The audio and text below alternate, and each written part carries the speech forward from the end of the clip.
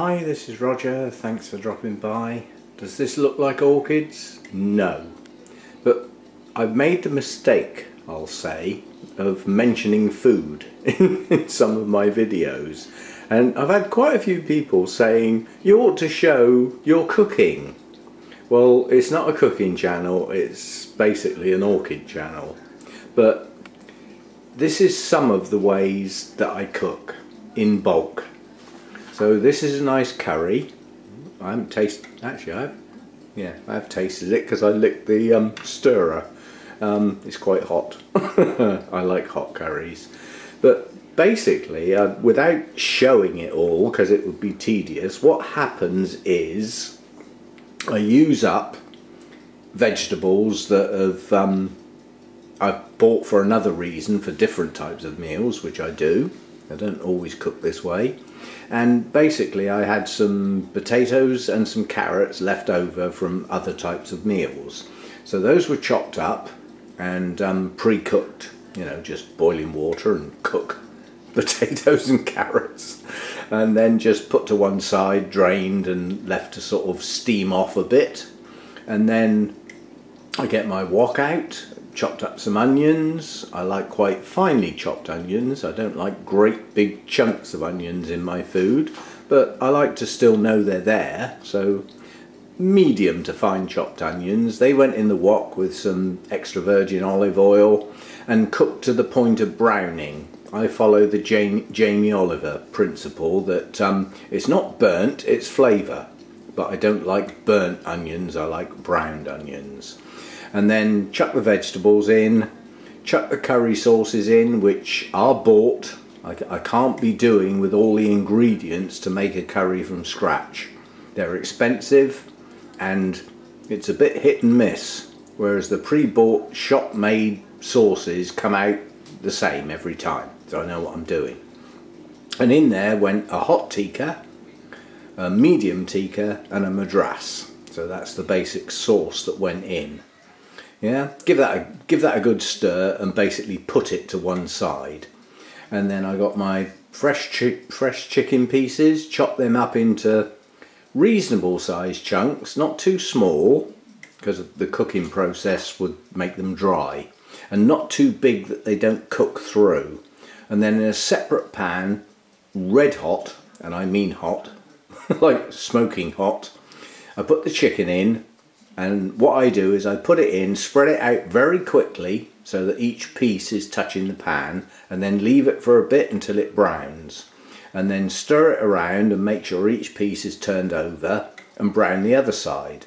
And that process makes sure the chicken is cooked through.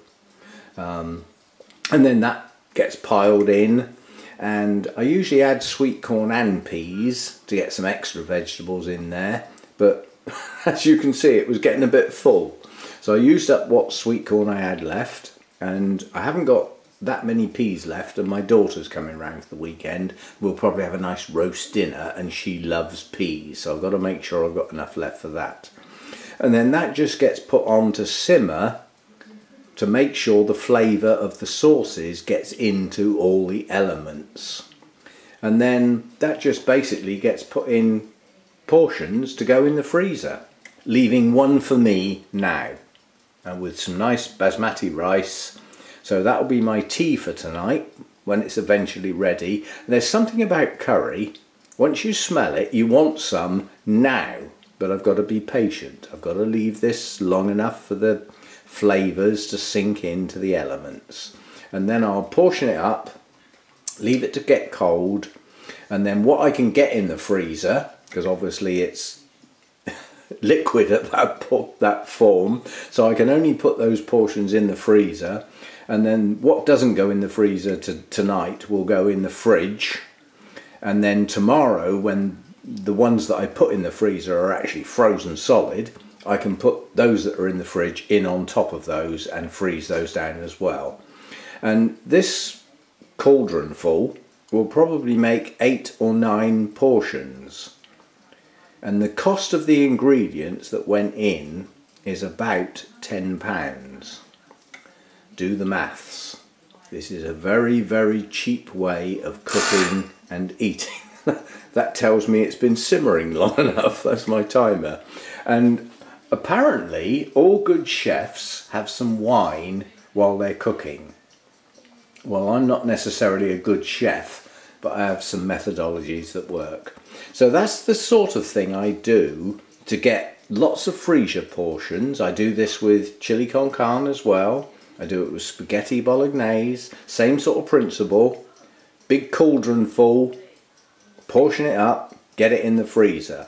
And then on days when I don't choose to cook, which is more often than not, I can get a portion out of the freezer, stick it in the microwave, and put the fresh bit that goes with it, either rice or spaghetti or whatever, cook that, and I have a meal in 10 minutes from the freezer, but basically made from homemade. Not pre-packed stuff, not full of preservatives and all the muck like that. And every bit of what went in that freezer, apart from the store-bought sauces, is my own stuff. I know what went in there. Fresh vegetables, fresh meat, you know, things like that. So that's my method of cooking for about probably 2/3 of the meals I eat. And the other third is made up of fresh things. Yeah, so I do get some fresh veggies, some fresh fish, some fresh meat, but this way is a cheap way of living off of reasonable food with the ingredients that you put in there yourself. So, as I said, this is not a cooking channel, but that's the way I like to work. You can choose to ignore this, you can criticize it, you can do what you like. It's not going to change anything. I've been doing this for years and it works for me. See you next time.